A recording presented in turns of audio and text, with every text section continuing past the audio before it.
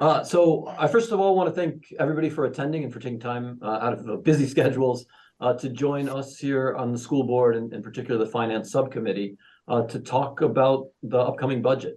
And so first I just want to introduce myself. I'm Mike Dash. I'm a representative from Bristol, and I'm joined here today with two other members of the finance subcommittee. Sarah LaPearl from New Haven. And Brad Johnson from Starksboro. Perfect. And it's our goal tonight primarily to hear from you all, about priorities for the district, to hear from you about how we might shape the budget as we move forward. And we thought to sort of help frame those discussions and those conversations, a brief, maybe 15-minute presentation from us to sort of set the stage from where we were to where we're going might be useful. So if you'll bear with me, I think I might launch into, again, about a 15, maybe 20-minute presentation.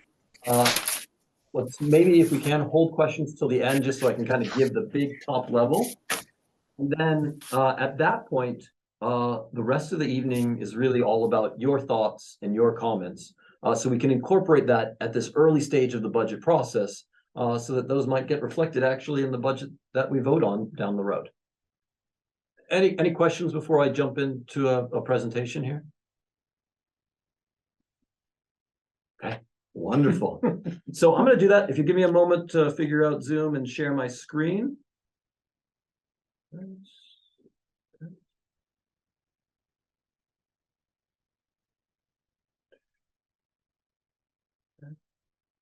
Perfect. So I'm optimistic that you all see something that says MAUSD budget community engagement. Okay, cool. Perfect. So here we are. I've already kind of jumped into this. We really want to just hear your ideas, right? One of the big goals for our budget, our finance subcommittee this year is to make sure that community opinions, community desires are reflected in this budgetary process. So again, we're going to give you a very top level presentation, trying to stay out of the weeds and sort of set the framework for how a budget is made and what next year's budget might look like. So we'll give you a brief overview of the kind of typical timeline for crafting a budget or an annual budget. We're going to talk about a couple of unique constraints for this particular budget cycle. And we're going to give you the first projected budget that we have that was prepared by school administrators. And after those 15 or so minutes, we're really looking to understand how we might reshape this budget to address your priorities. So very briefly, a sort of budget roadmap. The budget process kicks off with school administrators drafting an initial budget. Here they incorporate latest projections from the state, latest projections internally to draft a budget that they then brought to us as a whole school board. And we discussed that initial budget, provided some feedback, and they revised that budget and come back to us with a second version. This is a version that we'll share with you all tonight at the end of this presentation. The stage that we're at is really this initial communication with the community, where we hope that early feedback will have a greater impact on the budget as it's developed. We'll incorporate that feedback, bring it back to the board at large. We'll continue to collect data from the state as numbers and projections become more clear, and ultimately create a number of revised budgets that reflect both input and those revised numbers. And then throughout this process, leading up to about mid-November, when we need to be able to propose a finalized budget that will be voted on the community, we'll continue to revise our budgets. Ultimately, our goal is to have a budget that's going to be supported by the community, and that's why having your voice here early is really important. Ultimately, we end up with a vote at this town meeting in 2024. So how do you build a budget? How do we build next year's budget? I'm going to say we start kind of from last year. So we have our 23-24 budget, and we need to try to get to next year's budget. The first thing that we'll see is that there's going to be a variety of new constraints. And to summarize now, these are things that either increase costs or decrease our spending capacity, our ability to spend based on, say, the number of pupils or weighted pupils that the district has. I'll go over in a little bit of detail each of these later, so I'll leave them there for now. We also might want to change the budget, maybe additions or subtractions or changes to the services provided. Here again is really highlighting the need for your input, right? Are there services that we're doing really well that we want to expand? Are there areas that need to be addressed? How do we fit that in this sort of budget mold? We have these constraints, we have whatever changes or additions we might want to make. And then the real challenge becomes, as we'll see, based on Act 127, a relatively newish law, we're going to have to keep all of those constraints plus any additions within a 10% per pupil spending increase. If we fail to do that, there are significant tax ramifications, and we'll get a sense of that as we go forward. So we have these constraints, we have changes and additions, those add on top of the 23-24 budget, and ultimately we get to our new budget. So what did our budget look like last year? Overall, the top line was about $34 million of educational spending. This pie chart here breaks down that spending into rough categories.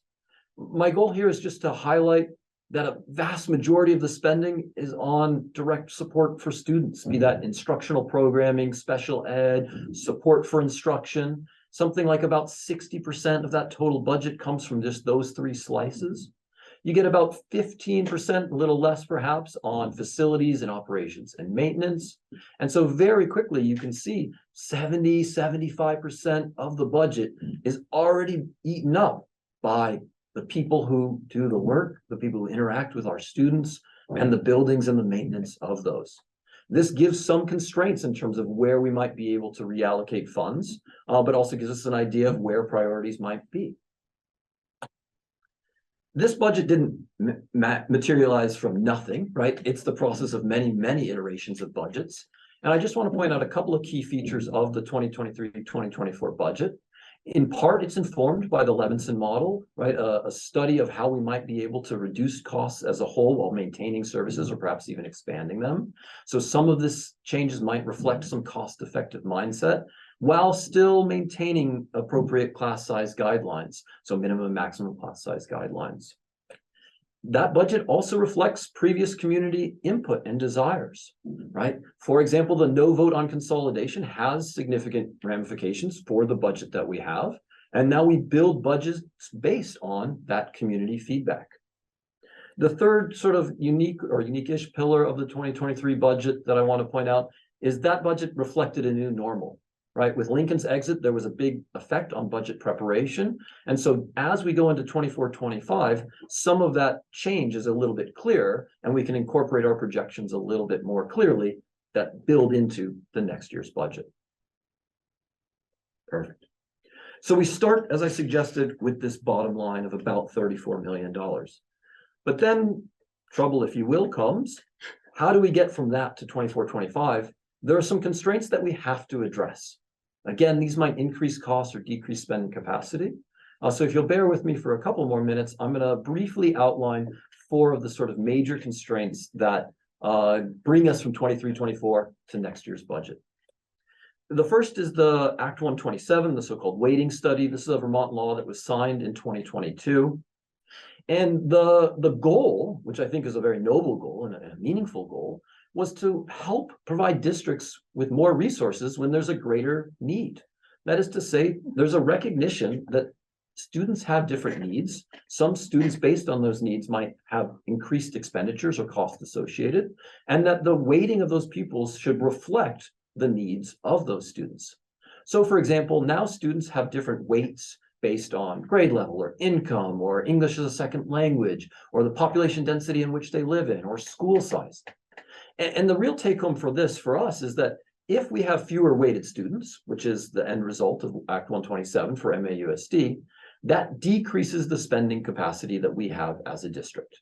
That produces a constraint on the building of the budget for 24-25.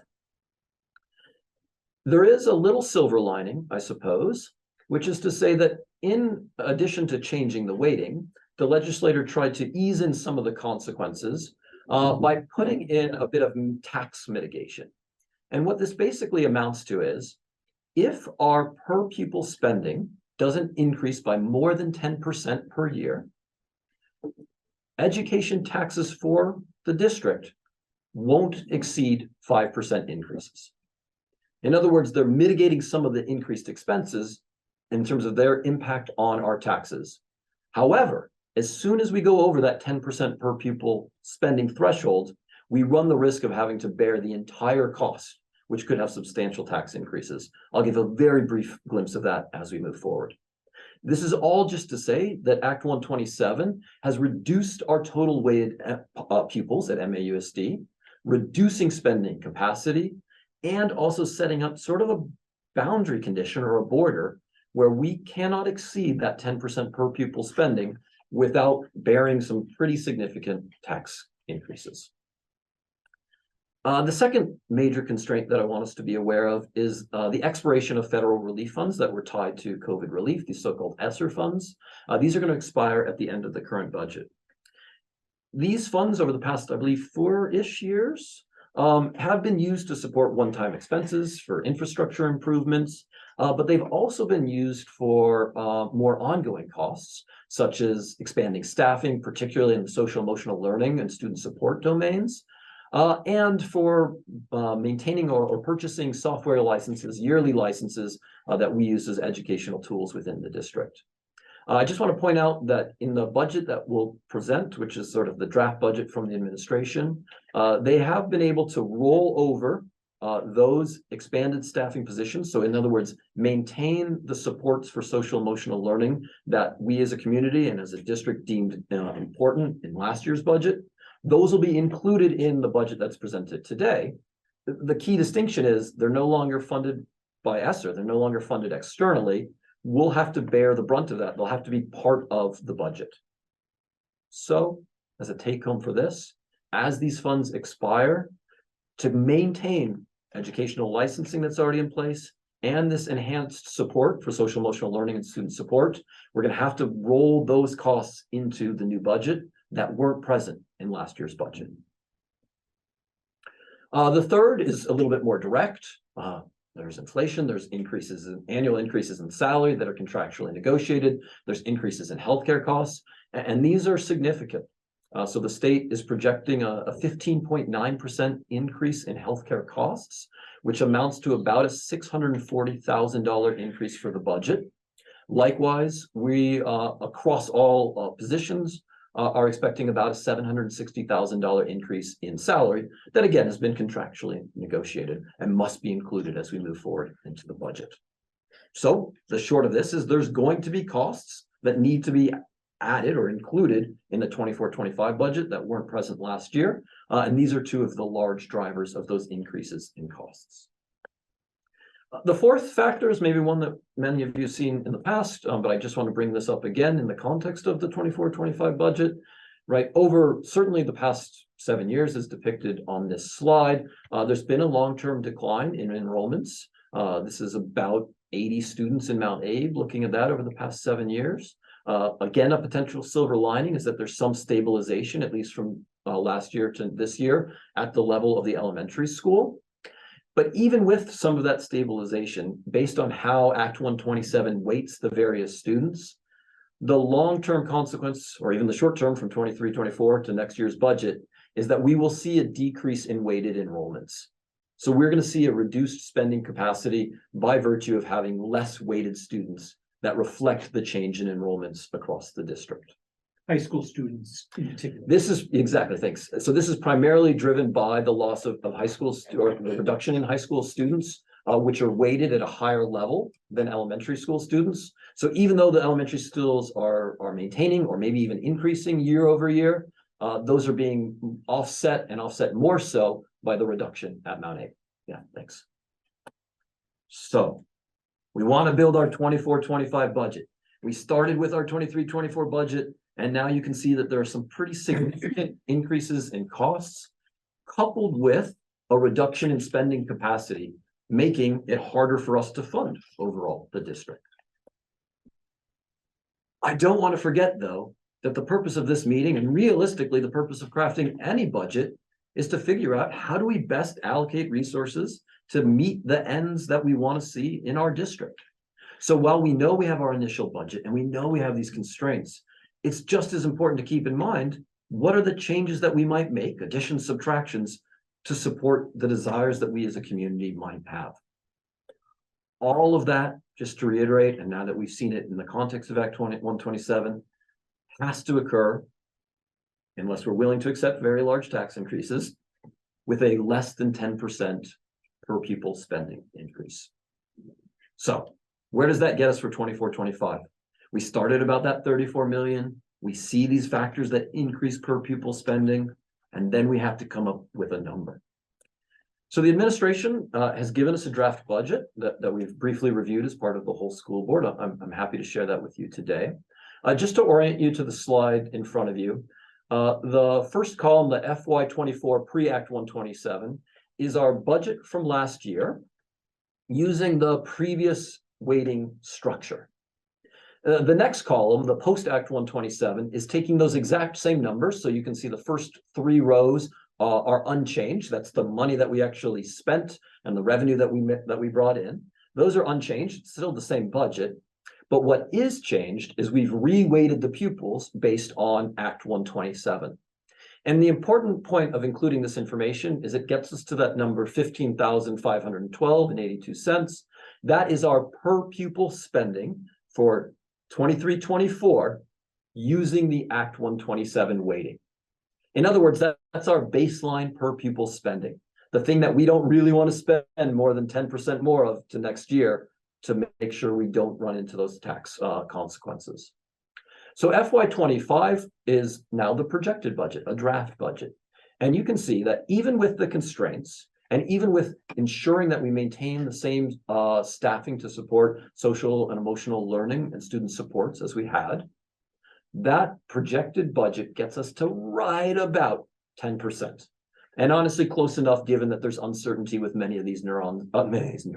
Sorry, that's what I study all day. Many of these numbers. Yeah, exactly. And neurons. And neurons, exactly. I certainly have the default pattern here. Many of these numbers anyways. The take home I want to have here is that if we maintain essentially the previous budget, account for the increased costs and decreased spending capacity, maintain the ESSER funded positions so that we maintain those supports, we basically hit a target that's right about 10% per pupil spending over our previous year. The note at the bottom just gives a hard number of where that 10% is, and you can see the current educational spending in the draft budget is about $100,000 over that. What does this look like in the consequence for taxes? Again, I want to be top level, be very brief here. The left-hand side of this panel just shows those numbers again for the proposed budget, the draft budget. The right-hand side shows 2 columns. The first change per 100,000 per assessed value is if the 5% cap isn't in place. So again, Act 127 says, as long as you stay under 10% per pupil spending, your taxes won't increase over 5%. If that clause wasn't present with this present budget, we predict about a $300 increase per $100,000 of assessed value across the 4 towns. That said, with that cap in place and the present draft budget, it would be about a $90 give or take increase per that same $100,000. Again, this is just to underscore that if we don't take advantage of that cap, if we spend say 12% or 15% pure pupil above, we're looking more like the left column and much less like the right column. So again, this constrains some of our creation of the 24-25 budget, given that new legislation. So the big summary here, and thank you for bearing with me, is that we started with a budget. We identify some increases in costs, some decreases in per pupil spending that in many respects are out of our control. You factor those in, and that gets you pretty close to the draft budget. But despite all of that, we want to know, what might we change to better allocate or better prioritize your priorities, your desires within this budget so that the 24-25 budget looks more like what you want and not just what it feels like it has to be. So enough from me. It's a lot of information, so thank you for bearing with. I'm happy to address some questions. Just to give you a sense of our plan for the remainder of this meeting, it's all about your feedback.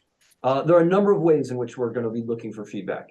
At any time, you're more than welcome to email me. The email address is at the top of this slide. As a member of the Finance Subcommittee, I'm happy to share that with the other members of the subcommittee and, of course, the board at large. That way, your priorities can speak to the budget creation. Sarah's done a wonderful job of actually creating a Google form. There's a clickable link in the presentation. That QR code on the right, if you activate it with your phone, because I'm 40 and still don't know how that works, that will also take you directly to that same Google form. That's an opportunity if you feel more comfortable sharing your thoughts in written format. We're happy to collect them either through email or through that Google form. And then, of course, the remainder of this meeting is really dedicated to hearing your voices, right? Hearing your feedback so that we can incorporate that. And of course, you're welcome to attend future meetings, right? The budget creation doesn't end today. It'll be an iterative process where we go back and forth with ourselves, the community, the administration, to try to get ourselves a finalized budget by mid-January that reflects your priorities, that is going to be supported by the community, and ultimately that actually supports our students in the ways that we want the budget to. Thanks. Yeah, perfect. Good job.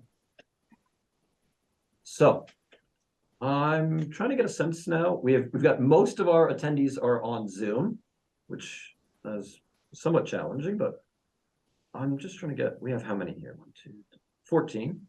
Should we just, maybe I'll just open it up. So if you want to raise a hand on Zoom, or if you're in person and have questions, maybe the first place to start is, do you have questions in response? How about we go Oh, yeah, through let's go what through the the list. questions are Beautiful. actually on the form, and then Perfect. So I'll turn that I'll to bring you, this, if you want. yes, and then I'm gonna go to my kids' thing. Oh, yeah, that's right.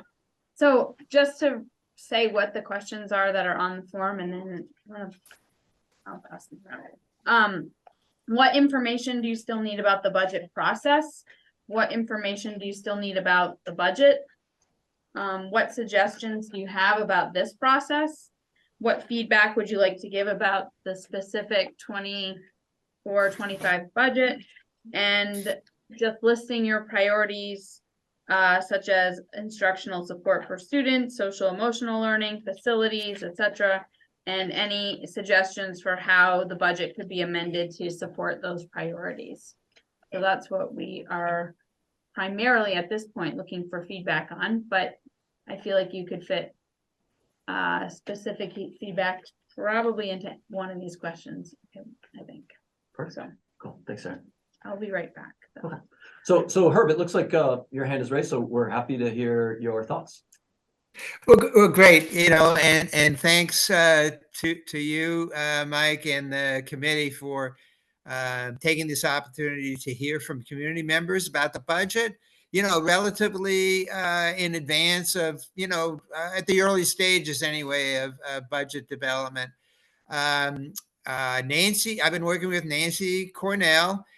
We sent something off to all of you in an email to address the 2 questions that you posed, Mike. Very recently, there's no way you could have had a chance to look at it. We were just starting, but I hope to sort of summarize, what we have in that written material, and hope you have a chance to look at it later. And especially, you mentioned the Levinson report, Mike. A lot of the comments that we have are focused on that. And frankly, we don't know a whole lot about what work has or hasn't been done about the Levinson report. So I apologize if stuff has been reported that we're just not aware of. But let me get to the 2 questions you posed.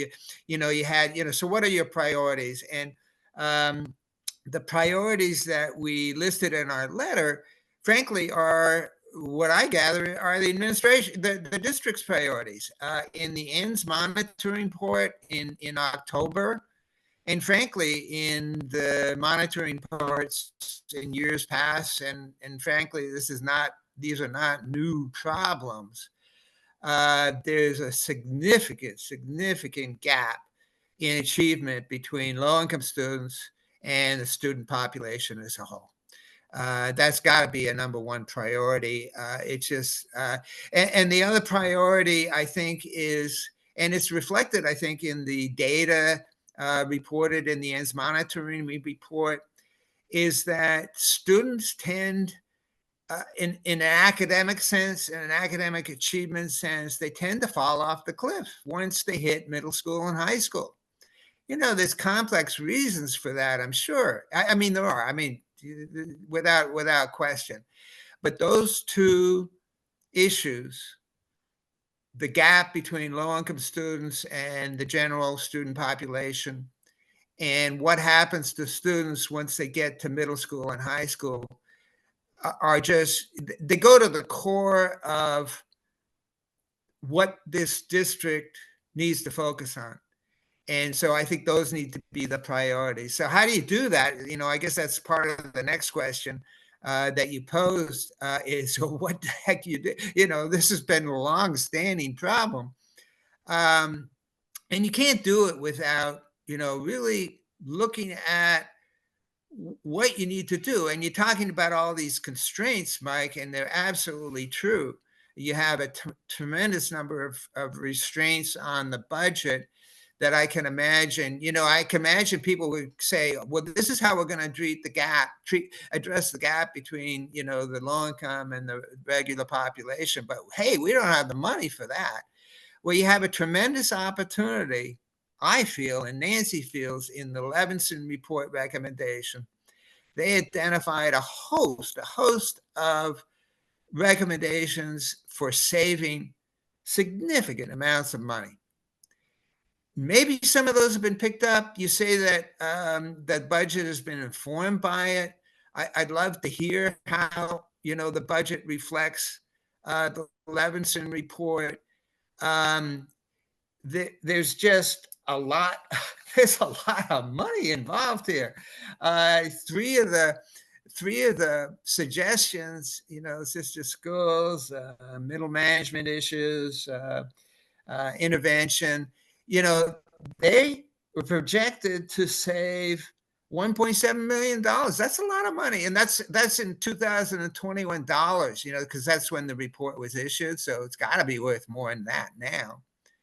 And even beyond that, you know, obviously the consolidation merger with Virginia's didn't go through, but there are concepts in what they had in mind in terms of savings by working with Virginia's that I really think you could work with.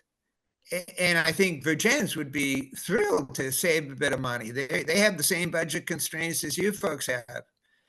And while at the same time really improving the opportunities for student learning, especially at the high school. These are small schools, these are small high schools. And you hear often from members of both community how that constrains the ability to offer, you know, certain types of opportunities for kids.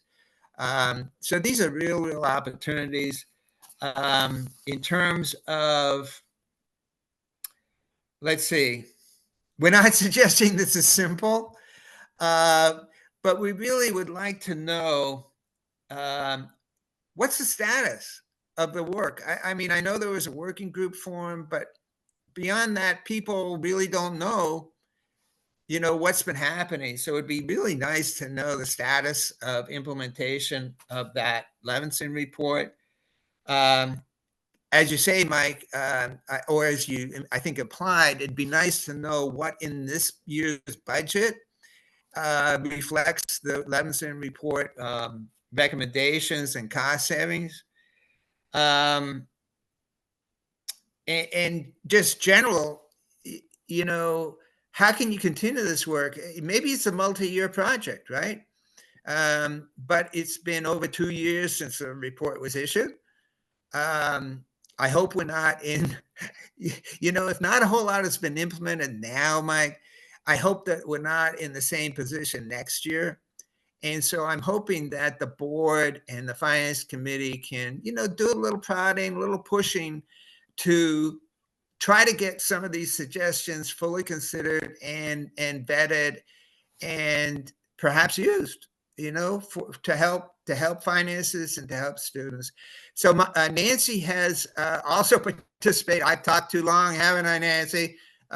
But I know she wants to join in this conversation, Mike. Thanks for the opportunity. No, perfect, Herb. Thanks. I appreciate it. And you know, I hear loud and clear the two clear priorities you identified. So thank you for sharing those, and the broader sentiment that there might be cost savings in a budget already that then could be reallocated to address those priorities. So that's very clear. It looks like Brenda, you'd like to weigh in? Yeah, I too am very interested in what the board has been doing and the schools have been doing to implement the Levinson report. There's one thing I think that would be useful in budgeting, and one of his ideas, and that is weighted funding for each school according to the enrollment. That would have several useful things.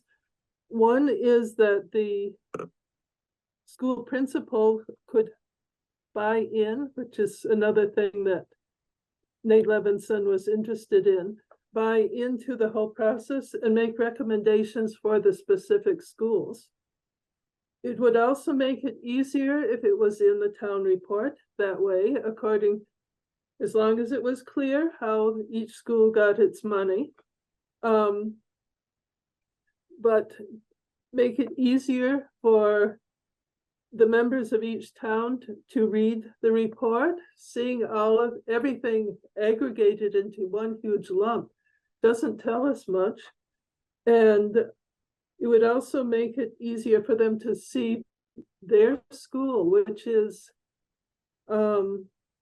really important, because that's what they're interested in. If you live in Moncton, you're not terribly interested in Bristol Elementary, except in a general sort of way. So more information about how we are using the Levinson report and separating things down to separate schools, how much funding for each school. I've heard this before. The people are worried about opportunities for student learning in the high school, and this is just a general comment. But in the last few years, there has been a great improvement in opportunities for students. Students can go to UVM. They can go to CCV. They can take 2 classes free there, and I think the UVM ones tend to be free. They have for many years gone to Middlebury College. There is also stuff, I mean, you want to learn another language, go to the internet, find Duolingo. So if we are first concentrating on the basic stuff, in the high school, a lot of these things we don't need to supply. They're available. Okay, thank you. Thank you, Brenda. I appreciate the sharing those voices. For those who are also on Zoom, anyone else care to share either priorities for the district, be those support for students, instructional or social emotional, facilities, something else, or specific thoughts on budget, or if you have just questions at this point still, that's perfectly fair game too. All right, so Nancy is in, yes? Nancy's in person, so we'll turn it over to you. Thanks. It's great to get this overview of the budget process from you all. So thank you so much for doing this. I want to say a couple of things about the Levinson report and how useful I think it is.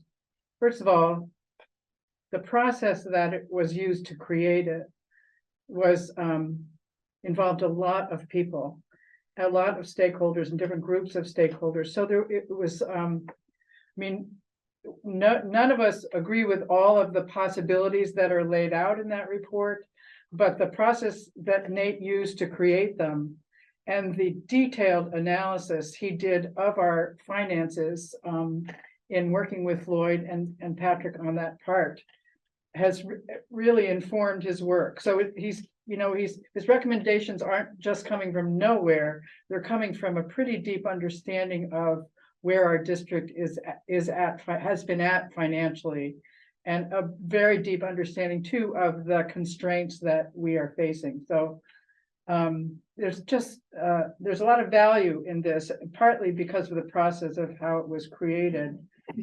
In terms of a couple of the recommendations, I mean, in part, we're asking tonight if you could talk to us about how some of those recommendations are, whether and if so, how those recommendations are reflected in the current proposed budget.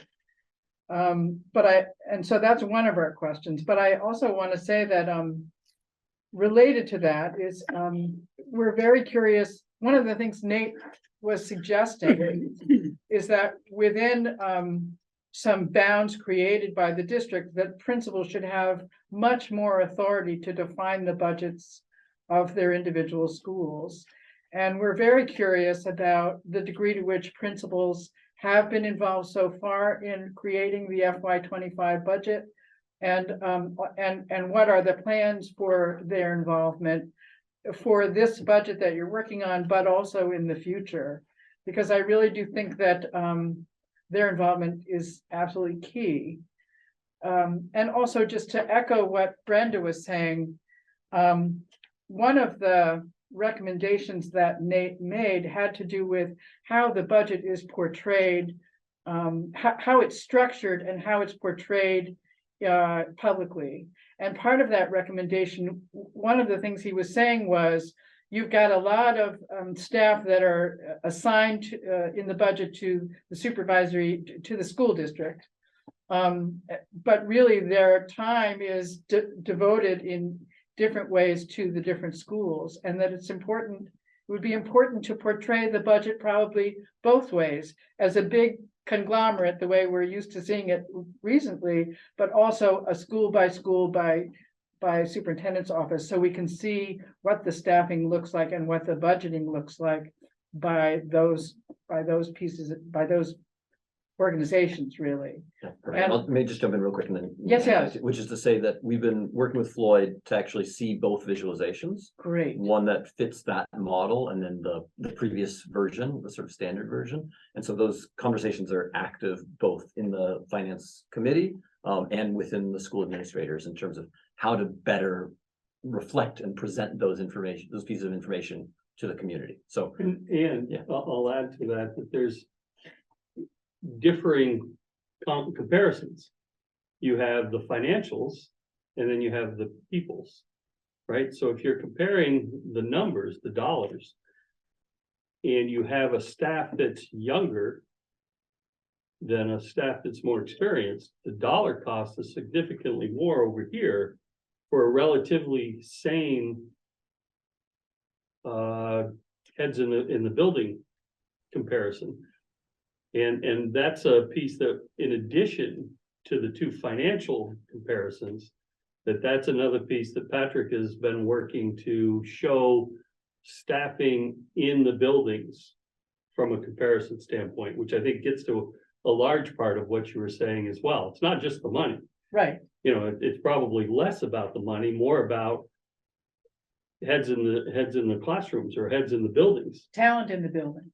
That is, you know, I don't know. Some people may be very interested in comparing one school to the other in terms of staffing, but I think most people in the individual towns are interested in knowing what's the staffing going to look like in our school. Are we losing positions, or, you know, how is that going to affect the kids? What are going to be the, you know, what classroom sizes are you expecting in our school? I mean, it's those sorts of questions I think that families are most interested in. And so I know it's tricky to portray the staffing school by school, but it's really important for information for people as they're considering the budget.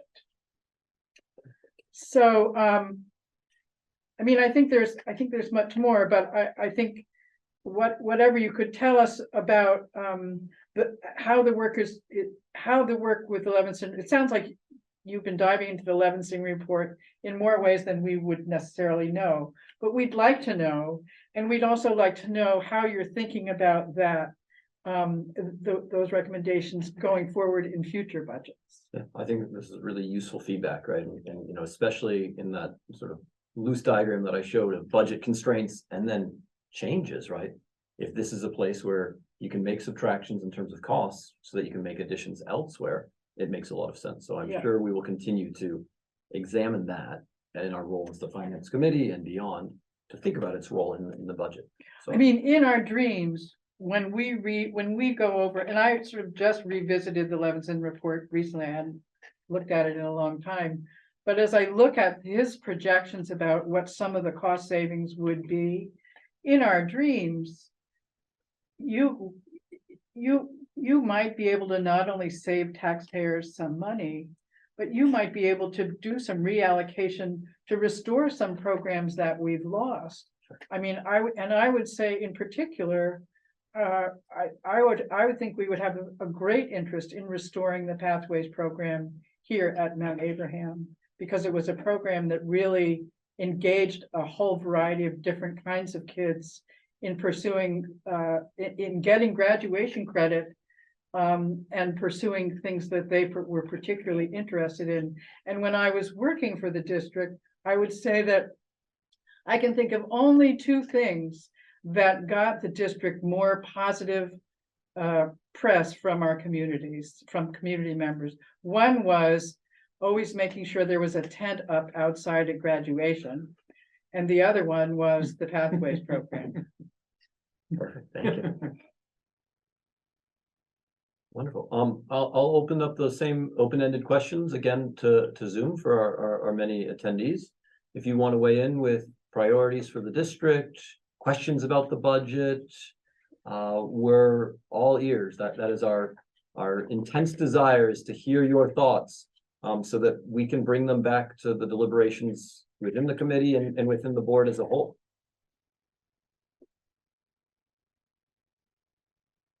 And there you can feel free to raise the hand or just unmute if that's easier. Hi, this is Kim Callahan. I can't find the hand wave. Oh, you're perfect. It's been a Thank while. you. Sorry about that. No problem. That was a great presentation. I really appreciated hearing that. And I have one question and one comment. The Act 127, and this is sort of a general question, was that designed to help? I'm trying to understand what the benefit to our district is in Act 127. I mean, is it to control spending so that taxes don't increase more than 5% or whatever you had said, or is it, or was there another reason for the Act 127? Stop ripping off the Northeast Kingdom. Right. No, I think, Kim, it's a good question. I think Act 127, as I understand it, is less about, keeping educational costs down, but more about making the system fairer for the various communities across the state. It's a statewide legislation, and trying to take into consideration the fact that some districts are presented with a student body that is more expensive than others. And based on that, how do you then allocate state education funding? Okay, I can see how that, I can understand that. Okay, and then I just wanted to comment on Nancy's last comment about the Pathways program, and to add that the community got together several years ago and developed a list of priorities when we were looking at solutions for declining enrollment. And personalized learning in the Pathways program was one of those priorities. And it doesn't seem to me that that's really been addressed. I think at one point they talked about it, personalized learning being available in every classroom. But I really think that the Pathways program, as Nancy said, was something that, and our daughter went through that program, was really a standout opportunity for a lot of students in our district. And our district got national recognition for that program, and it just seemed to just fizzle away. And I personally would really love to see that, because I know we have a really diverse student body, and that trying to do everything for all kids is really, really hard. And a personalized program could go a long way towards meeting the needs of all the kids who might have a different interests, different passions, and that transition from 6th grade to 7th grade and the middle school grades, personalized learning opportunities could become the spark that those kids need. So I would really love to see that addressed in the budget, and it was also, I think, in the Levinson report, so, which came out of the communication with the community. So that's all. Thank you again so much. Perfect, thank you, Kim, and thanks everyone for sharing it. I mean, on a personal and like a totally selfish level, like this is my first year as a member of this MAUSD board, and so hearing these really valuable perspectives and actually hearing sort of the timeline, right, of events that have happened before my time on the board and how we've got to here is really informative, right? You know, I just point this out to just suggest how institutional memory fades, right? And it's useful to be able to bring these to the forefront so that these ideas can be considered anew, both from the people who have been here before, but also the new members. So sharing this kind of information, I think, is really valuable to keep ideas that you're passionate about, you know, in conversation with the board. So I just want to reiterate our appreciation for sharing this information. I would be happy to share more about that. I was right in the middle of it and helping to make it happen. And we do have a lot of institutional memory about that. So if there was interest in reviving it, we could help. Okay, wonderful. Thank you. Other comments from the world of Zoom? Again, feel free, you can raise a hand, you can just unmute. We're all ears.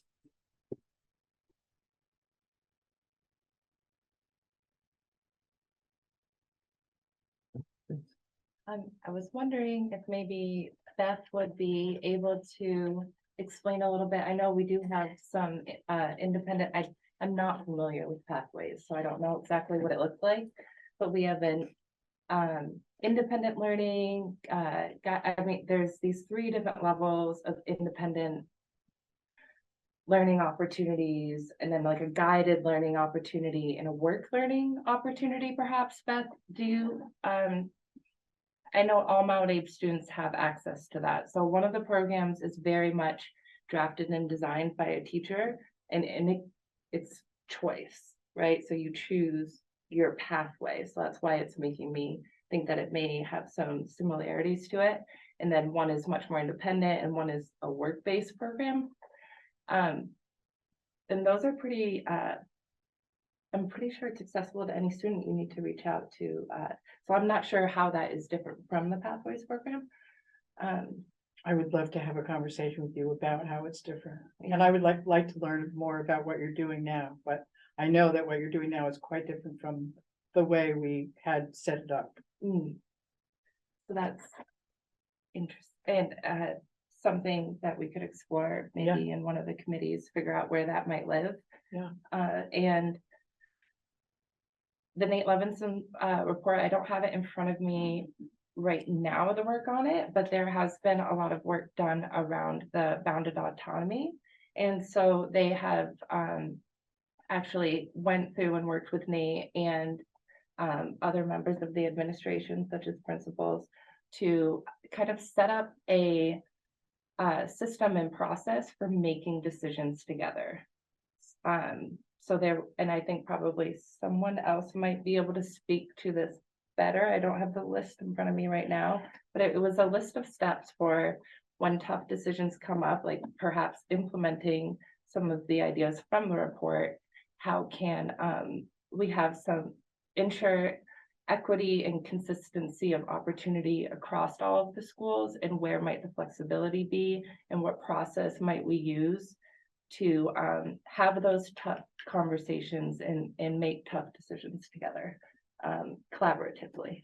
And so there's a council that's recently been formed, but that's even in addition to the other work to follow up on the suggestion from Nate about giving schools some flexibility in where they might be able to affect how some of the challenges are met and how some of the goals are reached for their individual schools.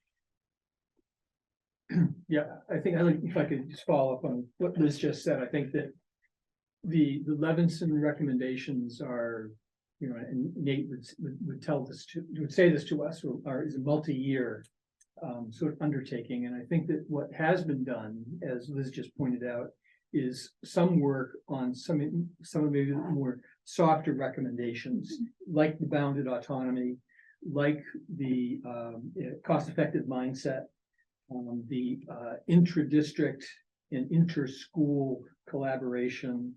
And unfortunately, it's at a point where it's very difficult, if not impossible, to put a price tag on it and identify particular dollar amounts, that would be, could be, attributed to these efforts. And, I don't want to overstate the case. I mean, these are beginning efforts. Yep. But there have been some. Great. And you're not going to see it in the draft 2024 budget. Maybe we can get it into the final budget, but right now in the draft, I mean, you're not going to see, $50,000 because of, bounded autonomy efforts. Well, I mean, just for example, one of Nate's recommendations, and again, this might be something you'd accomplish over time, was to, well, two things specifically that I can think of. One is to have leaders wear more hats and many people take on leadership roles. Right. And so that might be something that's there now or something you would work toward. Another thing that he talked about was that we were underfunding interventionists. The number of interventionists was not sufficient. And he, in the report, talks about ways to get to the right number. And that may be in the staffing plan you have in the budget, and it may not, but we're curious about that. And again, he would be the first to say that the staffing recommendations in the report that he was suggesting would be easier to accomplish if you did them gradually over time, because you could do them partly through attrition. Perfect. And it looks like Herb's gonna weigh in if that works. No, Nancy picked up on the point that I was going to make about, some of these changes that involve staffing. Obviously, you'd want to do it over time so that, you don't have, a huge impact on people immediately. But you got to start somewhere.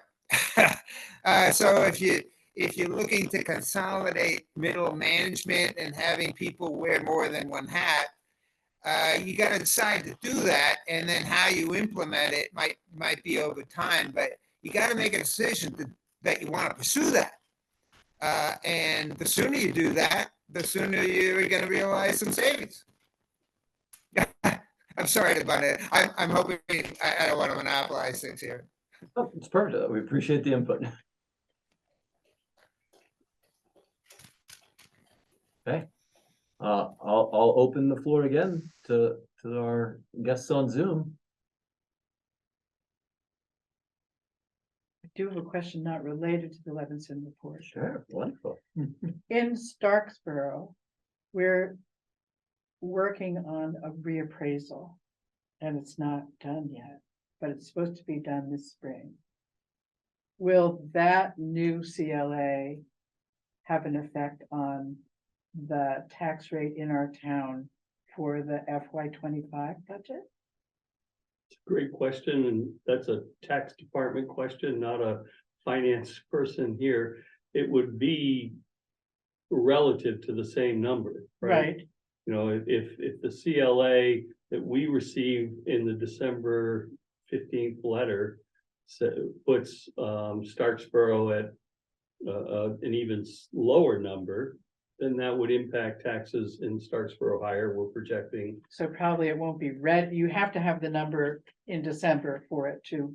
The number we'll be working with is the December. The only number that's published. Yep. Right. So we can't really, it would be well outside to even project what the reappraisal would do to a CLA. It should go to 100. To 100. Right, but when, I guess the question and is, to by that when does point, it have to go there right, in order to be where it needs to be, and recognize that Lincoln went to 107. So who would Right. I ask that, who would we ask that question of, Floyd? Tax department, JFO, Is there someone? A person? nothing that pops to my head. I mean, I'll do a little bit of Would it be research. Brad James I should talk to? Unlikely, because that's not, he's on the education Yeah. side and retiring. Oh, no. And Nicole Lee coming in behind him is spectacular. The CLA is not set by agency of ed, Right. so So, it's gotta come out of the JFO.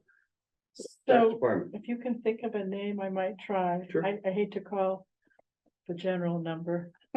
You know, it always helps to have a person. Call the governor. Yeah. I don't think he's answering my call. Okay, perfect. So I'll open up one more time here. If there are other thoughts or comments, we're happy to hear them. If you'd rather share, as we suggested, written comments, we're happy to read them. Again, you can send that to my email. You can perhaps have seen the Google form. Maybe we can also try to get that Google form out more available more broadly through Front Porch Forum or something like that. So that there's opportunities for you to continue to weigh in with your thoughts on either priorities for the district or how the budget should reflect those priorities. Well, tonight, we've asked a question that maybe you can address, respond to, and that is, to what degree have principals been involved in the building of the budget so far? And what is the plan for them to continue involvement as you get down to a final budget? Yeah, I wrote that down. Yeah, so I don't have a direct So you answer. I don't know if do you Floyd know, is Floyd? ready to weigh in on that or not. Well, I know that the admin team has been well down the path of bounded autonomy conversations. It's a double-edged sword, right? If you go to the Levinson model of the number of students you get dictates the amount of money you have. There's a belief in the four towns that number might drive the inability to have a librarian because of the volume of dollars that you have. I would say without reservation that every elementary school should have a librarian. So that bonded autonomy in that one very narrow piece it has some of the bounded part of it is hard. So to Liz's point earlier, the admin team is talking about where are those guardrails so that when we come up against one and that hard decision of do we add a teacher or not based on this number of students, that they have addressed it as a team prior to, so that it's not an emotional reaction at the time, right? It's not, the principals as a team have determined this is what we will do in this case. So those conversations on bounded autonomy are happening and starting to come down. And there's pushback, right? When you're a school that received X number of dollars that you could then sprinkle over your teachers to use for supplies, and you change that model to base it on the number of students in the school, and that number drops by 50% because the other school was at $70 and you were at $250, I'll make up numbers, and you're trying to get a balance on a per kid basis, there's certainly pushback from the principals saying, well, wait a minute, you're cutting what our teachers can spend. And the principal on the other side is saying, yes, we get to spend a little bit more in our classrooms for our students. So these conversations are happening and they need to get really pretty clear. Well, Nate's suggestion was to create a formula for deciding how much money each school would get, a Based weighted on student, weighting, weighted student, based on students. and then to give the principals the autonomy to decide within that amount how to spend it. But my question was, when we're talking about this budget and what you've portrayed so far, have to what degree have the principals been involved in the conversation so far? Certainly in classroom design, certainly in facilities within the classrooms, within the schools, within the facility as a whole. You know, where do we allocate funds? If we did straight bounded autonomy, we would never have been able to work on the parking lot at Moncton, for example. Floyd, my Maybe I'm question off on a isn't there, rabbit hole. how far into the discussion about this budget have the principals been involved, or is that something that hasn't happened yet, or where are you on that? I'll back up and say, I know that conversation on bonded autonomy is happening in the admin team, and the finance is coming in behind it. In relation to this budget? In relation to this budget, in relation to the last budget, there was conversation on that. But I will stop there and let Patrick and the principals address that going forward, and we'll make a note and bring that to you. Because so it sounds like you don't know whether they've been involved in the staff, conversation about staffing in relation to this budget. I absolutely know they have, They have, Mhm. okay. without reservation.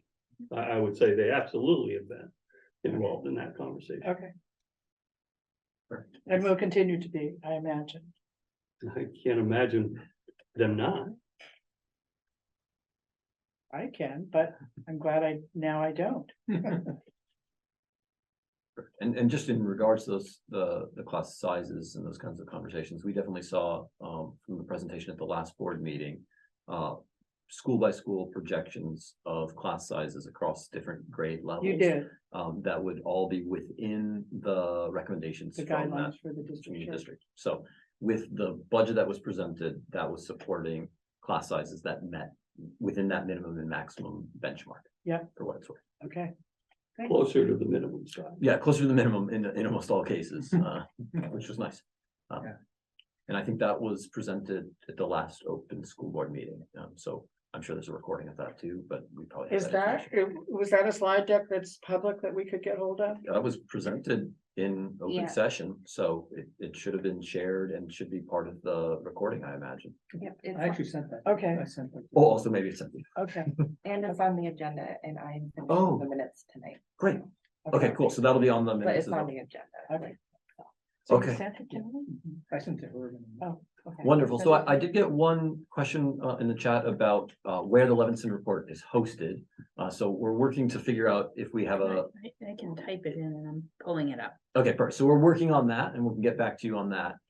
It's in, I can tell you right where it is. Beautiful.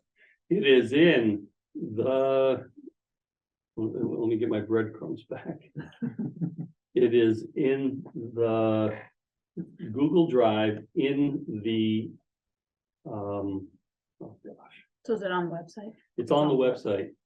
And I'm just, if you go to the Give me a school moment to board, load it. Must be in the big report resources. section. I think it is, yeah. resources. And so maybe while Floyd's looking for that, I'm looking at it if too. there are any last comments, questions, concerns, thoughts worth sharing about the budget or priorities, we're open. Otherwise, do please feel free to make use of email to us or the Google form. And thanks again for taking the time to come out and to listen and to share. Is the Google form linked on our agenda? It isn't, but we'll get the Google form linked on the agenda when we do the minutes. So you'll be able to click on the agenda minutes. Front porch wall. and we'll- Can the we front porch will- hear from Floyd where that document is, if he's found it, before you hang up, please? Yes, of course, Michelle, yeah. Sorry, I don't mean to scare people off either. If there are thoughts, we're still open to hearing them here.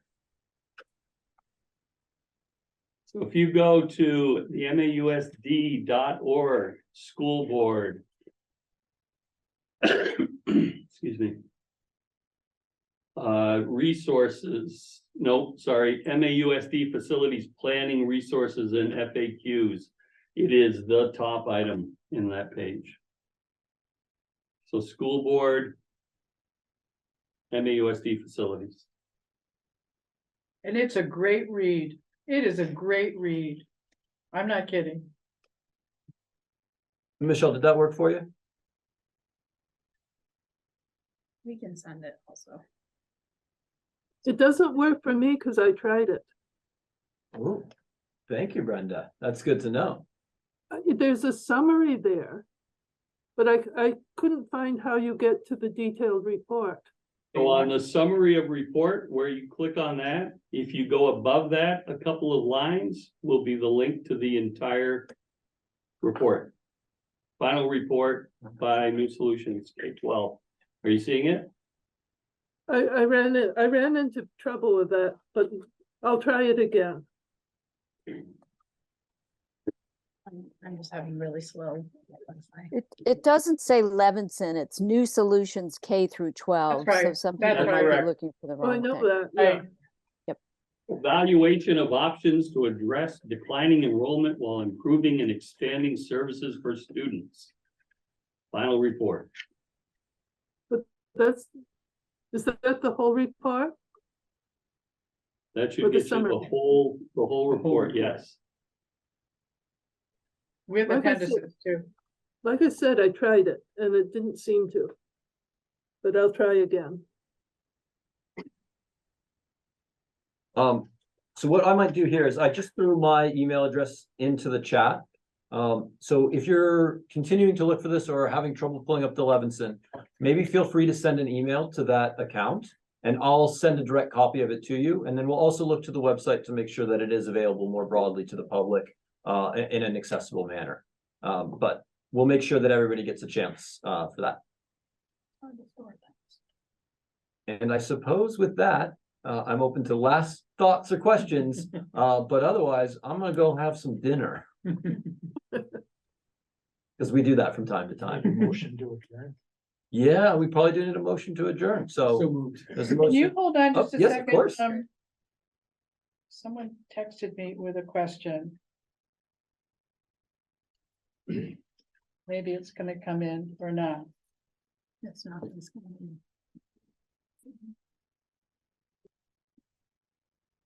I guess not. But just follow up with us. Okay, I'll Yeah, follow up with Send you. it to us. Okay, motion to move to adjourn. I'll second it. Perfect. Okay, so thanks again, everybody. We're gonna adjourn this meeting, but we look forward to hearing your feedback as we move forward.